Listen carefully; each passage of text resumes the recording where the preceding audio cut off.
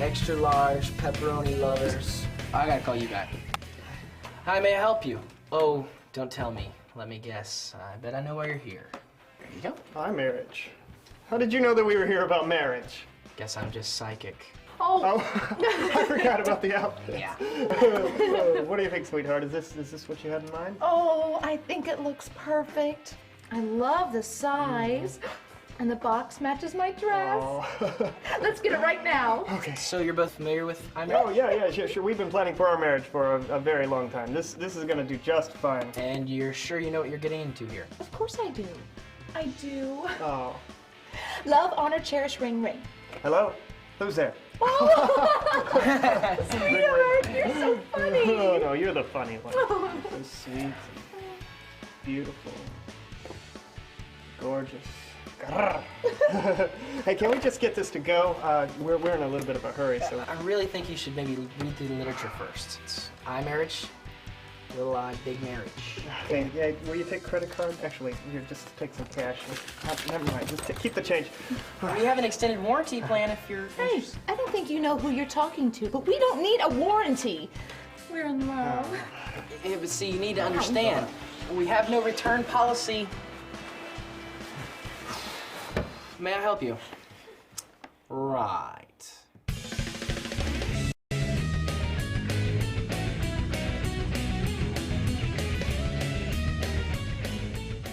For the next 3 weeks, we're going to be talking about marriage, specifically iMARRIAGE. And if you knew about that, maybe you had a conversation that went kind of like this. The wife, the lady in your home, your wife said, hey, this is so exciting, they're going to talk about marriage. And you, the husband, said, well, why don't you go and take notes? And she said, well, why don't you want to go? And you didn't know how to explain it, guys, and I'm a guy, I understand this. It's like, ladies, we think about marriage a little bit like possibly you think about a car.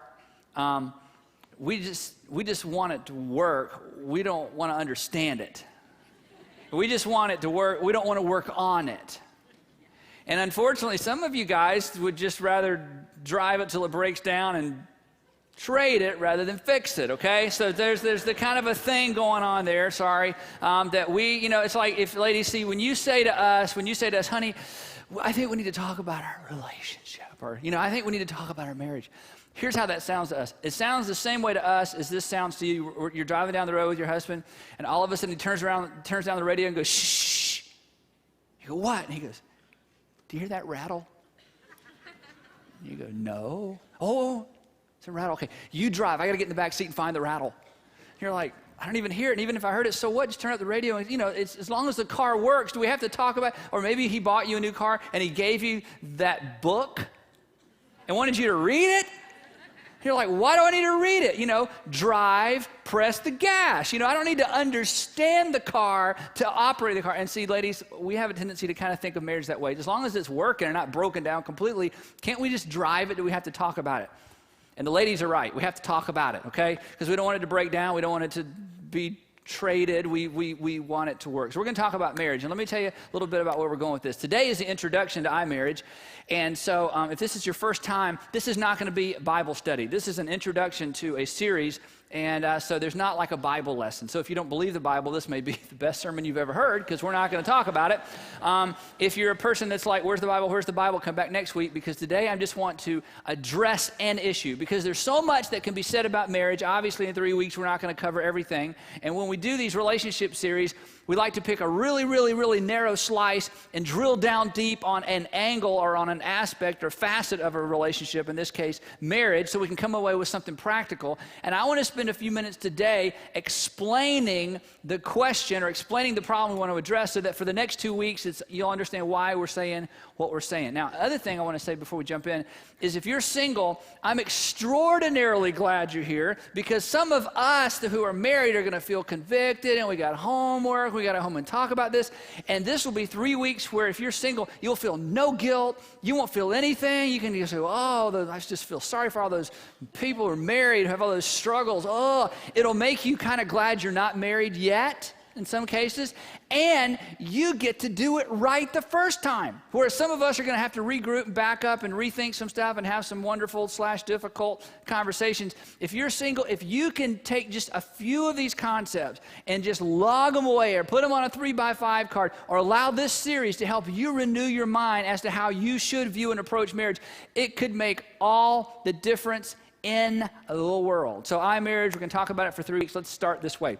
When we are married, or when you think about getting married, if you're engaged, when you're married, all of us, and this is wrong, this is just a reality, all of us approach marriage or come toward marriage with a box full of desires, right? I mean, we have dreams and wishes, things that when we think about marriage, I imagine, we're going to live in a big old house, better than this house. I imagine, I just dream of the day we're going to have kids, we're going to have them like in the first year of marriage, or we're going to have them 5 years, we're going to wait a while. I imagine that there's certain roles my wife is going to fulfill because, my mom, I imagine that eventually, I'll have the freedom to drive one of these and we'll have enough money to where I can, basically drive what I want. And I imagine that my wife, like my mom, will, there's certain things that she'll do. Let's see. And I imagine, I dream, I have a certain desire about how our marriage is going to be scheduled. We're going to spend all our time together. Or, my desire is that we'll spend some time together and then we'll have our own friends. Or that we're going to merge friends, or we'll never let our friends meet. But, there's this sort of dream. In your mind, you imagine, you have a desire, you have a wish, a dream about how your marriage is going to be scheduled and how you're going to split holidays. And I remember when Sandra and I had that conversation, we weren't quite on the same page, but we came into marriage with a vision of how the holidays would go. Men, you get married with a vision of, and a desire and a dream of what your wife won't wear to bed at night, right?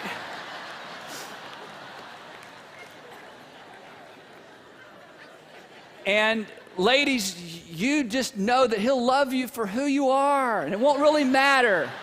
This kind of thing's secondary, and you can say, but it's so comfortable. He'll say, I just want you to be comfortable. I don't really care what you wear.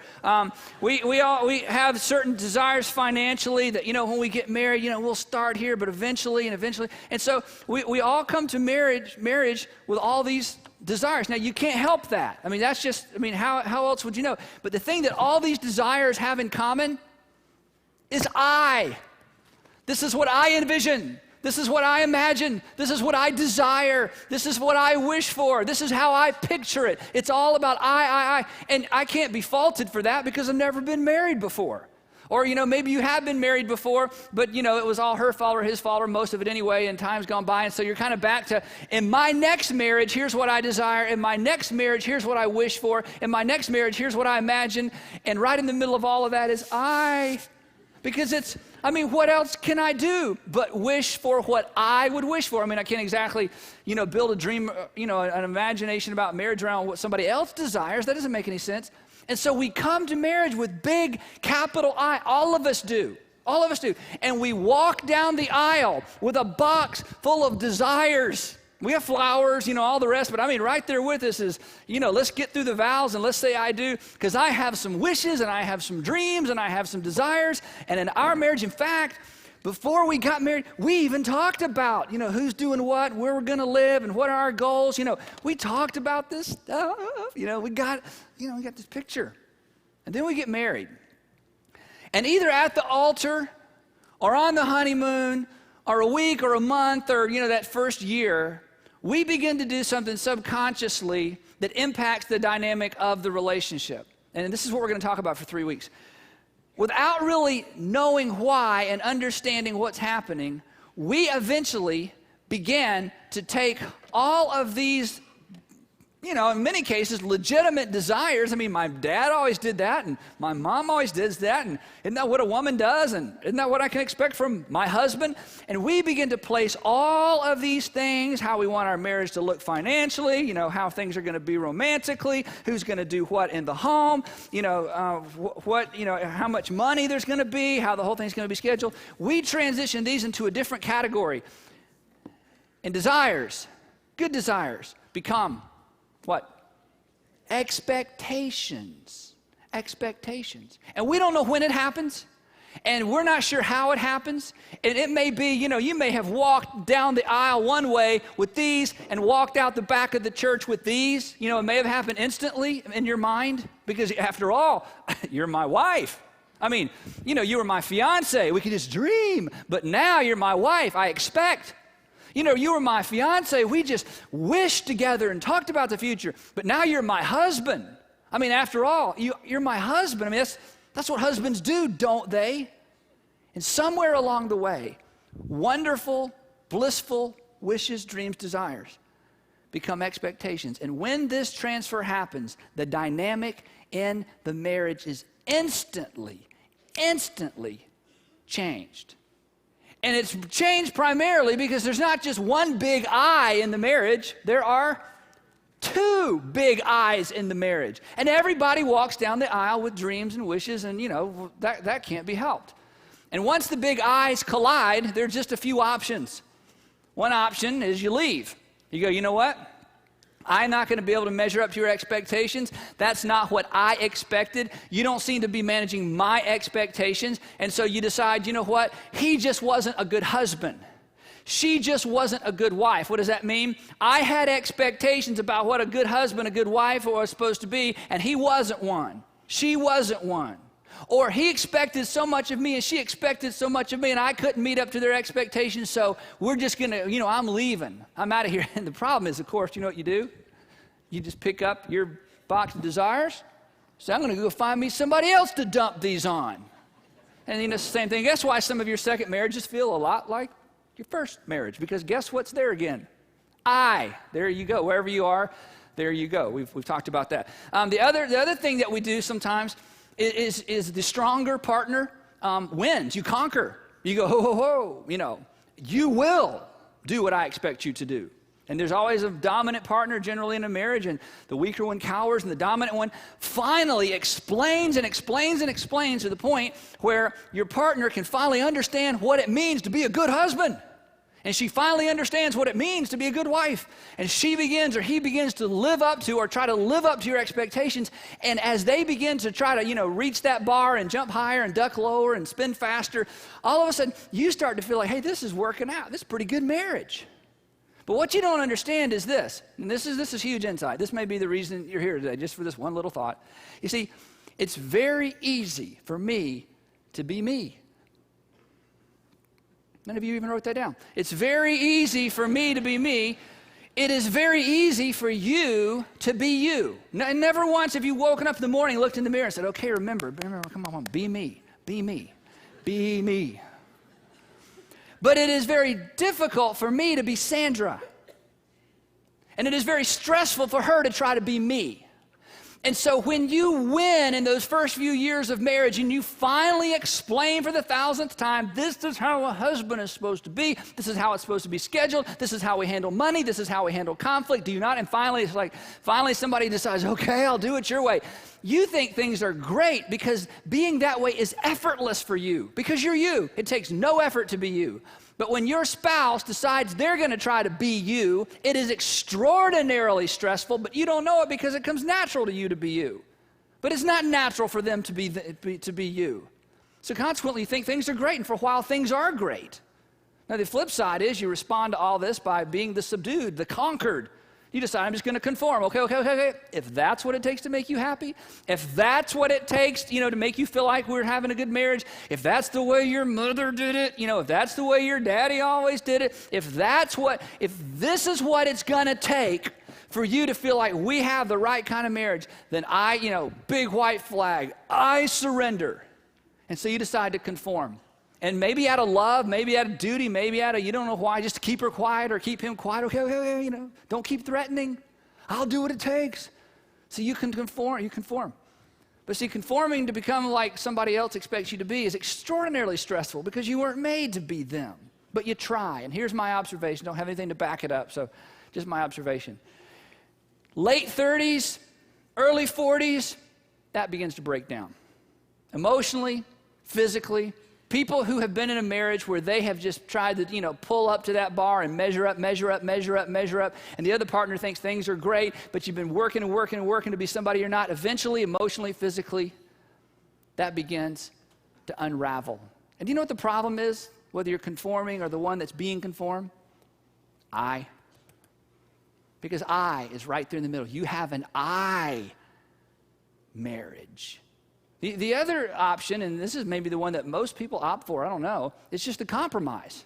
Compromise says, okay, you do your part, I'll do my part. We'll split the bills, we'll split the time, Christmas there, Christmas here, Christmas there, Christmas there, here, you want it this way with the kids, I want it this way, we're just going to compromise with the money. You have your time, I have my time, you have your friends, I have my friends, you have your space, I have my space. We got it all worked out. And everything kind of goes good for a while. The problem with the compromise marriage is still an I marriage, because I will do what you've asked me to do if you'll do what I've asked you to do. That I will do my part if you will do your part, because I got to make sure I get enough of my part, I part, for me to be happy. And it just takes the two big capital I's and plant some growth right in the middle of the marriage. And it's still a big I marriage. And here's another insight. This may help explain a dynamic in your home. You see, the compromise marriage is still really a commitment to I. And here's how you know if you're in a compromised marriage. You say things like this, or you hear your partner say things like this, or maybe if you've been to counseling, I'm really concerned about my marriage. Honey, I'm concerned about the marriage. I'm really trying to save my marriage. That the focus of your attention and the focus of your passion, the focus of your concern, the focus of, your prayer request is not a person. It's the marriage. And people in a compromised marriage are very, very, very committed to the marriage. And that's not a biblical view of marriage. The great news is never in the Bible are we commanded to be committed to marriage. We're commanded to be committed to a person. And I got to tell you, Sandra and I talked about this. I don't even want her to be committed to our marriage. I want it to be better than that. I want her to feel like she could be committed to me. Big I, And she told me, she said, yeah, I wouldn't be content if I thought you're just committed to the marriage, because guess what? Each of us can go out and get another the marriage. She wants me to be committed to her. Marriage is just a description. It's not the goal. It's not the end. And so oftentimes in our culture, it's like, let's just keep the marriage together. That means I want to make sure my marriage survives. And I will do whatever I can do to make sure the marriage stays together. But you know what? That's not really a biblical view of marriage. And you know what happens in a compromised marriage? A marriage that says, I will if you will, and if you will, I will. See, that's not a covenant. That's a contract. And in a contract marriage, I tell you what is almost the first thing to go is romance and intimacy. Because when you were dating and you could not stay away from each other, it was not about a contract, was it? It was, I'm here for you and you're here for me. But when you settle into, for the sake of peace in the home, and sometimes compromise is a first step toward where things need to be, granted. When you settle for your space, my space, your friends, my friends, your money, my money, we got it all split out, all worked out, no more yelling, we've got it all worked out. It's just still a big I marriage. And the thing that God intended for you to experience in marriage, you'll never experience. Because ultimately, you're still just kind of committed to you. And it's just another way of managing expectations. Now, there's another option. You don't have to run away. You don't have to become something you're not. You don't have to conquer and subdue and get him or her to be what you think she ought to be. And neither do you have to compromise. There's another way to approach this dilemma, and we're going to spend 2 weeks talking about it. But before we do, I want to spend our last few minutes together talking about this dynamic, because this is so insidious, and this is so subtle. And I think this creates a tension and a stress in marriage oftentimes that people can't quite define and get their fingers on. All they know is, I just don't like it. And I want to blame him, and he wants to blame me, and we've counseled, and we've talked, and, we've read the books, but we just can't seem to get things resolved. And here's why. As long as I am dumping my desires on Sandra, and as long as she feels like she has to dump her desires on me, as long as we have, or if we ever get to the point where we have a marriage that's centered around expectation, the intimacy and the romance and the stuff that makes marriage great, it evaporates. And here's why. Let me explain why. When your desires are translated into expectations, you move your relationship, as I just said, from a covenant, unconditional relationship to a relationship that is a debt-debtor relationship. That when you dump or when somehow you transfer at the altar or through marriage, your desires, they become expectations. I'm going to dump them on my spouse. I expect them. Then suddenly you are in a debt and debtor relationship with your spouse. Here's why. Because another way of expressing an expectation is, you owe me. You're the wife. You owe me. You're the husband. You owe me. You're the provider. You owe me. You owe this to me. I mean, look. Remember, we stood at the altar. I remember, come on. And you swore. Your family, your dad was on the front row. And you said, here's what you said. Ba-ba, ba-ba, ba-ba, ba-ba. And I'm holding you to it. You owe me. And your spouse can turn around and say, yeah, well, you owe me too, because you were there too, and your mama was there, and you said in front of friends and family, and God, I promise forever and ever, and I'll never, and I'll always, and I'll never, and I'll always, and you know what? I'm holding you to the promise you made. And see, if I were to, leap into your marriage and the conflict you're dealing with right now, here's the thing, here's what I want you to understand. All of us could build a strong, convincing case as to why our husbands or our wives really owe us this stuff. They promised again. One time she wrote me or he wrote me a letter and said forever and ever, and I'm promising someday and one day. And back when we were dating, we used to dream and we were, and so we've already talked about this. So am I not justified in expecting a few things from my husband? Am I not justified in expecting a few things from my wife? After all, it's my husband, it's my wife. And here's what I want you to understand. As justified as you may feel, and as justified as you might be in light of certain ways of viewing marriage, you still end up in a debt-to-debtor relationship with your spouse. And here's the deal. Anytime a relationship devolves into debt-debtor relationship, the intimacy and the trust and the romance are gone. Because in a debt-debtor relationship, there is no margin for an expression of, there's no margin for a receptivity to unconditional love. You see, if your expectation is this and you get this, how much credit does your spouse get? If your expectation is this and you get this, how much credit does your spouse get? Not much, because after all, that's what husbands are supposed to do. That's what wives are supposed to do. Congratulations, you're up to zero now. You're up to break even. You're up to par. And I'm not going to throw a big party and celebration because you're simply doing what I expected you to do. I'm not going to throw a big party or celebration because you do what you promised to do. You're not going to get credit for loving me. You're simply meeting your expectations and obligations as a husband or as a wife. You see, let me tell you. Once your marriage or my marriage devolves into two big I's with you owe me and I will if you will, we're going to compromise. As long as there's a debt-debtor relationship, it squeezes out the potential for receiving or expressing unconditional love, because love is a gift.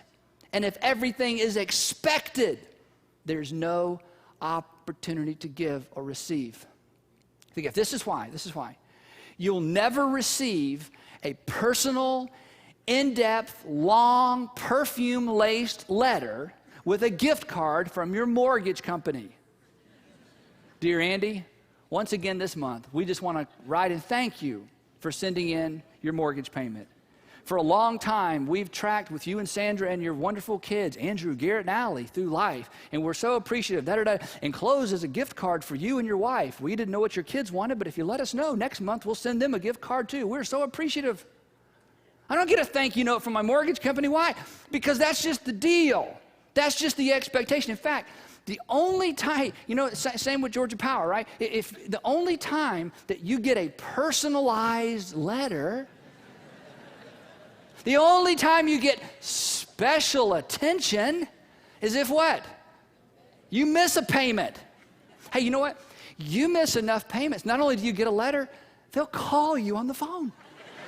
You call them and you'll be in, phone confusion for hours trying to get somebody, but you don't do what they expect you to do, you'll get a person, not a machine, a person will call you on the phone. You will get individualized attention if you don't meet their expectations. And you know something?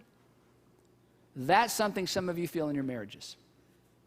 Because as long as you do everything right, everything's peaceful, but there's not a lot of love. But you mess up, you leave something undone, and you get some personalized attention. And it's negative, right?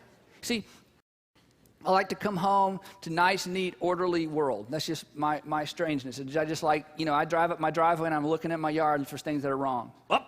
99% is perfect. The kids left that's just my dysfunction. So I'm just wired that way. Sandra knows I like to come home to nice, neat, perfect, everything, wonderful home. So before I get home, she's got the kids putting stuff away, it's just create this wonderful environment for Andy. Now I have two options. You see, if I desire a nice, neat, wonderful home to come into, I can desire that or I can expect it. If it's here and I come home to it, I'm so grateful because it's what I desire. If it's here, I don't even notice it. In fact, you know what I notice? Sandra, come here, honey. Come here, get in here close. You can hardly see it. Okay, do you see come here, right there. Why is that there? I know 99.99% of everything else is neat and perfect, but why? Kids, come here. When Daddy comes home, this can't happen. Can you even see that? Get in here closer, you can see that. That can't happen anymore, okay? Yes, sir, Daddy, And nobody gets credit. Nobody feels loved. Everybody's trying to get to the bar because a desire, which isn't a bad desire, somehow transitioned from desire to expectation. And now, nobody feels loved. She can't love me by keeping the house neat. That's zero. Now we're where we ought to be. It's all God's people ought to be right here, neat and everything's perfect, Ladies, you when you were dating, you dreamed about someday, I'm going to buy you a big house we both can live, and I'm going to, I'll start off, and one day I'm going to have my own company. And you dreamed, and everything was perfect. And, you marched down the aisle with, I desire my husband to be corporate giant and to have his own company, and we're going to desire that. And then everybody said, I do, and you went, when? How long? Are we there yet? Are we getting closer? And there's just this discontent in you, ladies. And every time this subject comes up, your husbands never, ever have felt, oh, my wife is so grateful for how hard I work and the life I provide for her. Every time that subject comes up, you feel a little bit less than because the bar is right here and you're right here. And that's a tension you hate, isn't it? And if you're the wife, you're going, but wait, time out. Whoa, Andy, whoa. We talked about this. He agreed. In fact, I kind of feel like he promised. In fact, I kind of said I do because I assumed he would. And I did, and he hasn't. And if I don't remind him, and if I don't, shake things up a little bit, I'm not sure where things are going. And no matter what he does, he just feels a little less than because a legitimate desire migrated into the category of an expectation. Let me just say it again. And you may argue all day long that these are justified. That's fine. You don't have to change a thing. All I'm saying is this. As long as it's here, you will live and conduct your marriage from the standpoint of you owe me. And when two big I's get locked in a battle of you owe I and I owe your I and you owe my I more than I and I'm not going to pay your I till you pay mine. As long as there's that you owe me and I'm doing my part, how are you doing your part? As long as it's there, romance, intimacy, community, connection is gone. Because you don't have that kind of relationship with people you're in a debtor relationship with. And the opportunity to express or receive or even identify unconditional love is down the drain. It's gone. Because of what's in that box right there. Now, The strange thing is, so much of what starts off here really are legitimate, God-given desires. I mean, see, and I've heard people preach on this or talk about this subject before, and I get so frustrated because, and let me just tell you where we're not going with this. The conclusion isn't, well, you just shouldn't have any expectations. You just let go of everything and just, don't have any dreams, don't have any desires, just to have nothing. Just give it all up. I'm going, you know what, I'm just not that spiritual. I don't know how you do that. I mean, that sounds great. Okay, where's the magic button? And I'll pray the magic prayer, and I'll just be kind of a neutral, vanilla person that, I don't care. Yes, honey. Whatever, honey. Sure. I mean, Satan doesn't want a husband like that. That's not realistic because many of the things you dreamed about and you discussed when you dated and when you were getting close to, the marriage altar, these are legitimate God-given desires, and to ignore them or pretend they're not there or somehow decide they're bad is not helpful. It's not even healthy. I mean, I made a list. I mean, God designed you to want to be respected. I mean, wanting to be respected, that's a God thing. To be cherished. I mean, God designed you, ladies, to want to be cherished. Companionship, that's a God thing. To feel accepted, that's a God thing. The desire for intimacy, and as sex relates to intimacy, God designed you to feel that way.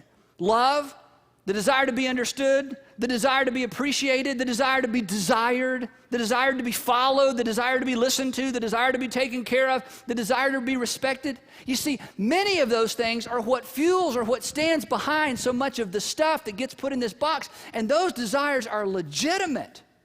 But the minute I take a God-given desire and I place it on the shoulders of my wife, the God-given desire begins to feel like an expectation, and I begin to relate to Sandra as if you owe me. And when the marriage becomes all about what you owe me and I owe you, something happens to the love. You can't express it. You can't recognize it. Because now we're not loving unconditionally. We're not making anybody's dreams come true. We're simply trying to raise our performance to the level of the bar and the standard that they have set for us. Do you know how to know if you're moved from here to here? It's very simple. It's kind of convicting, but it's pretty simple. Here's how you know whether or not desires have now become expectations. It's just two simple things. Your expressions of gratitude and your acts of service in your marriage. That's it. Expressions of gratitude, acts of service. You see, we don't express gratitude for things we've come to expect. That's just her job. That's just what he does. Well, he's the husband. Well, he's the father. He's the wife. I mean, why would I say thank you for that? Isn't that what wives do? Possibly. But what you're telling us is this, that maybe a legitimate desire somewhere back there somewhere has become an expectation. The frequency or the infrequency of your expressions of gratitude for the menial, daily, normal, weekly, routine kinds of things tells you in a moment if mentally and emotionally things have transitioned from desire to expectation. If you're a stay-at-home mom, if you can't remember the time you've looked your husband in the eye and said, I just want to thank you again for working hard enough and providing an opportunity for me to be able to be a stay-at-home mom, I just thank you. And your husband's going, I don't know, that's preacher talk. I don't need that. Doesn't matter. Doesn't matter. Because, ladies, you can't let that become the expectation. He made one of your dreams come true. And even if it's been true for 25 years, he helped make one of your dreams come true. That was a desire. So why would gratitude end? Simply because it's become commonplace. You see, if you're in a home, men, and your wife is just one of those doers, I mean, she just gets stuff done. I mean, it's just amazing the amount of work. You walk in your closet and there's piles of clean stuff, and it's amazing. How often do you say thank you? You go, well, can't remember when, but I mean, that's what women, I don't know what they're supposed to do. Can I say that? Hey, you know what? You may be right. All I'm saying is this. You've moved from desire to expectation. You have a debtor relationship. Somehow you've come to believe she owes you that. When's the last time you said thank you? When's the last time you said thanks for shuffling the kids around? for coming home at all, much less coming home on time. You have friends who their husbands don't come home at all. At least he's coming home. You go, yeah, but I want, where's that clock? I had a desire. We're going to be at the dinner table by, 5:30, and I cut him some slack and said 6. Okay, I'm being gracious, but I'm telling you, hey, whoa. Hey, it may be justified, but as long as it's here, did you see my point? As long as anything is here, it puts your marriage, it creates in your marriage a dynamic you don't want to have in your marriage, because it begins to erode the fabric of unconditional love, because I can't say I love you if I'm simply meeting your expectations. I don't get any credit if I just do what husbands do from your perspective. See, it's expressions of gratitude and it's acts of service. By acts of service, I mean when you see that something needs to be done that your wife or your husband normally does, and you walk by and go, well, he'll get it. She'll do it. Dishwasher's full, I'll set him on the sink. That's what she does. And you can't remember the last time you thanked your wife for keeping the dishwasher, semi-cleaned out. You go, Andy, come on. That's okay. You can stay there if you want. You can maintain a relationship built around, you owe me and I owe you. That's fine. All I'm saying is, when things get squirrely and weird and difficult and you can't quite put your finger on it, you can't sort it out, and the counselor can't sort it out, and you read the books and you're going, it's just real simple. You have allowed legitimate desires to become expectations, and it erodes the marriage.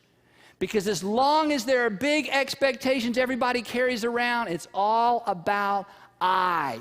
You owe me, and I won't be happy until I get what I deserve, because I wants what I signed up for when I said I do, and I dumped all of my desires over on you, and I expect you to carry them. And then we kissed and marched out of the chapel to be happily ever after. Let's pray. No, I'm just kidding.